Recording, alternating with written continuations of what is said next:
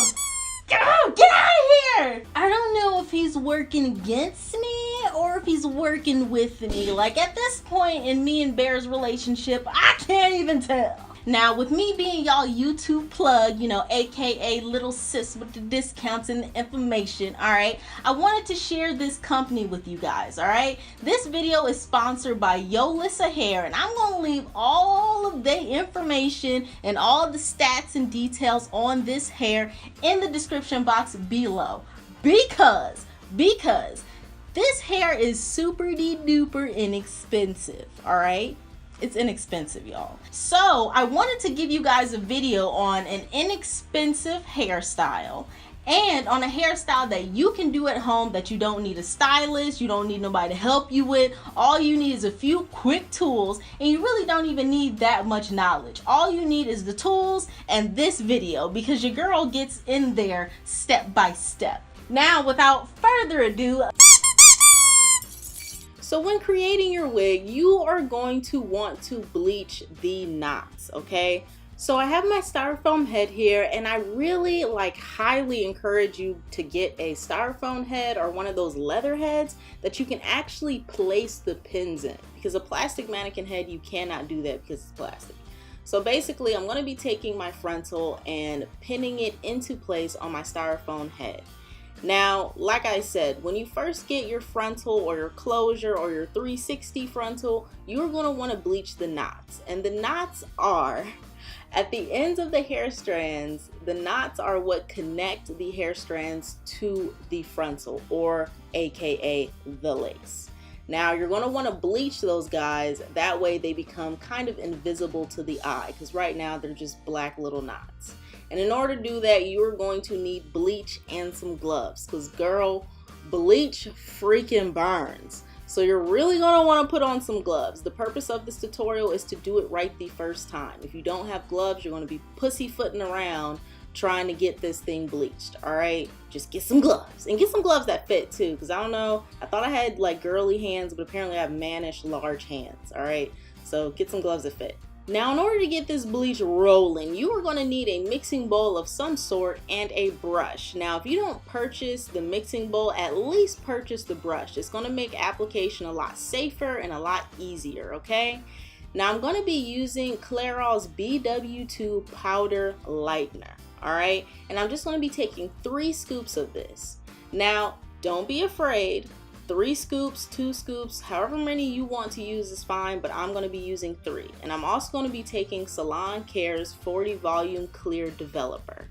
Now, the mixing portion is where a lot of people who are bad at math like me get a little bit afraid. Y'all, let me tell you, you're just going to be pouring enough developer in there, and I highly recommend pouring a little developer at a time, okay?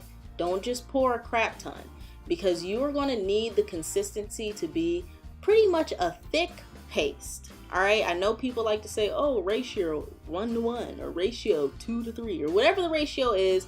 All they're basically saying is use equal amounts, that way you can get a thick paste. All right, and I recommend the best way to get equal amounts is by pouring a little bit of developer in at a time.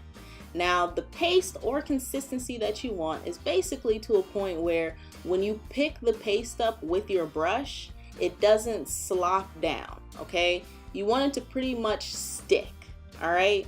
The reason for that is when you go to place this onto your frontal, you want it to be a smooth application, but you don't want it to be liquidy enough to where it seeps through down the lace to your actual hair, okay?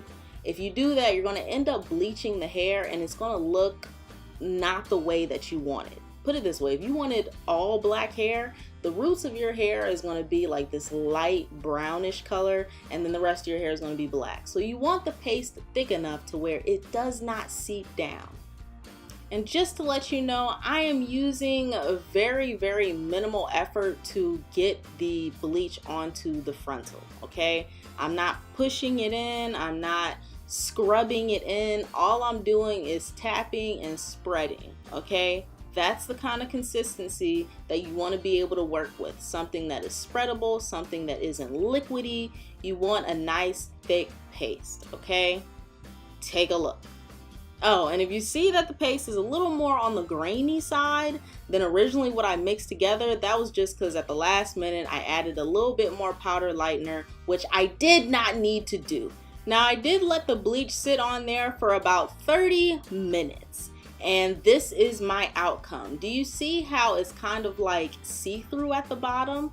Well, that's what you want. That's what we're bleaching the knots for, is that look. Now, it did come out a bit brassy / coppery, and for my skin complexion and the color of my scalp, that's just about right. But if it's not for you, if you're maybe of a darker skin tone or maybe of a whiter skin tone, I don't know, you can throw a bit of a color corrector in there, and that's just, it's like a little dropper of purple, and basically it will take that brassy tone out. Now, I did go ahead and wash the bundles, and mind you, this is just straight hair, but look at it. It is so pretty. Now, this is what it looks like when it's wet, because in my personal opinion, I don't like to straighten my hair. I don't like to really do anything to my hair. I like my wigs to be very minimal. So I like to know that when my hair is wet, or should I say when my bundles is wet, I can still walk out the house and look good. So this is what they look like wet. Now, in the intro, that is what the bundles look like dry and straightened. Honestly, this hair is beautiful either way it goes, which I really, really like. Like, look how excited I am. Now, I'm going to be taking this stretch cap. If you have a large cranium like I do, these stretch caps are going to be what you want to make your wig with. Now, honestly, I used another stretch cap from a different beauty supply store, and bro, it was so large. It was perfect. I really wish I could have got that one for you guys. But anyways, I'm going to be taking this High Temp Project Pro glue gun by AdTech. This was like $6 or $5 at Walmart. And with that glue gun, I made sure that I bought the correct glue sticks that go with it. So if you get that one, these are definitely the ones that go with it. Now, before you get to doing anything, you want to make sure that your wig cap fits. Did I really just put that on inside out and I'm waving like it's okay? Great. Oh, I'm so embarrassed.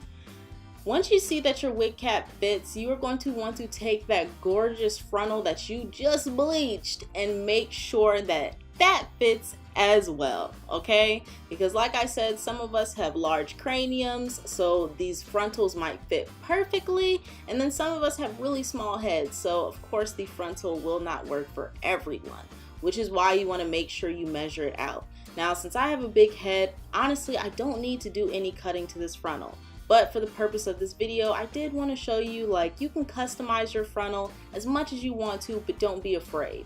So in order to get the perfect size frontal, which basically means the perfect hairline that is your hairline, okay, you're going to want to measure it out. Now, for a more in-depth process on this, there is a lady on YouTube who has an awesome video on how to measure your frontals to success. I'm going to link her video in the description box below. So let's continue on with this video. Now we're going to begin creating our wig. Now I'm just going to place the wig cap over the mannequin head. I really wish I had a mannequin head that was measured to my head size, but you know, you do what you can with what you got. Now I'm going to take the frontal and place it over the wig cap and onto the styrofoam head. And I want the frontal to sit on the styrofoam head just like it would sit on my actual head. And then I'm going to pin it down. I'm pinning it down just so I can place all of the hair up and out of the way, because this part is very crucial when beginning your wig. If you place the frontal too far back, you're actually going to eat up a lot of the space you have on the wig cap, and it's going to make your wig cap smaller. So you have to find that sweet spot, because all of that material that's underneath your frontal is going to be cut off after you finish the wig. So keep that in mind when finding your placement. I actually found a pretty good placement, so I'm going to go ahead and get started. Now I know what you're thinking, Chaz, what are you doing with a needle and thread? This is a hot glue gun tutorial. Well, I'm sewing my entire frontal down just because that is my preference. But for you guys who want to super glue the whole thing, you can. The only advice that I will give you that I highly suggest you take is where your frontal is going to lay around your ears, you're going to want to sew at least that portion down, okay? The reason I'm saying that is because the glue can get just a tad bit bulky. So you want to have it sewn down around your ears so that bulkiness isn't rubbing up against your ears. Or at least this is my personal opinion. I have really tiny elf-like ears, and anything that rubs against them, it irritates the crud out of them. So that's why I went ahead and sewed this down. And because I had already started sewing, I went ahead and decided to sew the whole freaking thing down. But again, that is not to say that you cannot hot glue this puppy on. But I am going to go ahead and finish up, and for those of you who want to see how I sewed it down, I'm going to continue through with a few more clips, but if you want to go ahead and skip it, I'm only going to show about a minute of it. And if you check in the description box below, I will have like little time cards. So if you want to see a specific portion of this video, there will be a time card linked to that, okay? Just to let you know.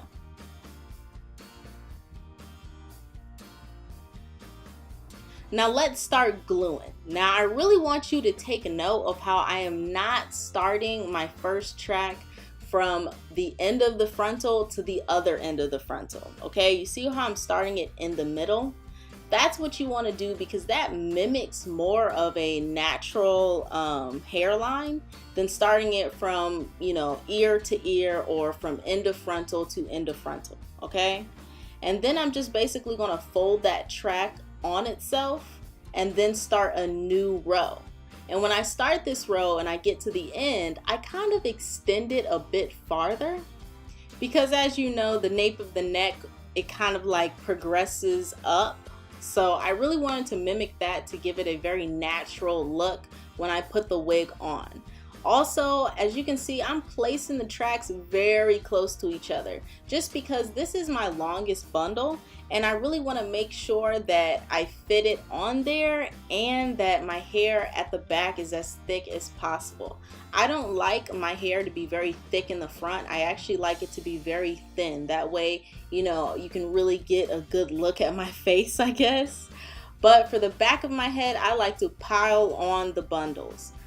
And once you progress this up, you'll start to reach the ends of your frontal, and that's perfectly fine. Just keep going. I'm telling you, making this wig is super easy. You can do what you want, and you really can't go wrong. You really have to like destroy your wig on purpose for this not to work.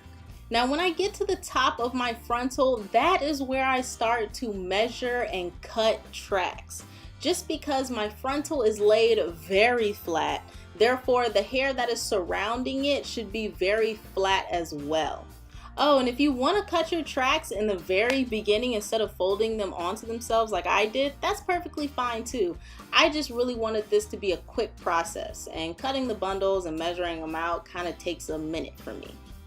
But anyways, once I get that last piece on, I'm just going to cut that little remainder, flick it off into the wind, and we are going to cut the cloth underneath the frontal, okay?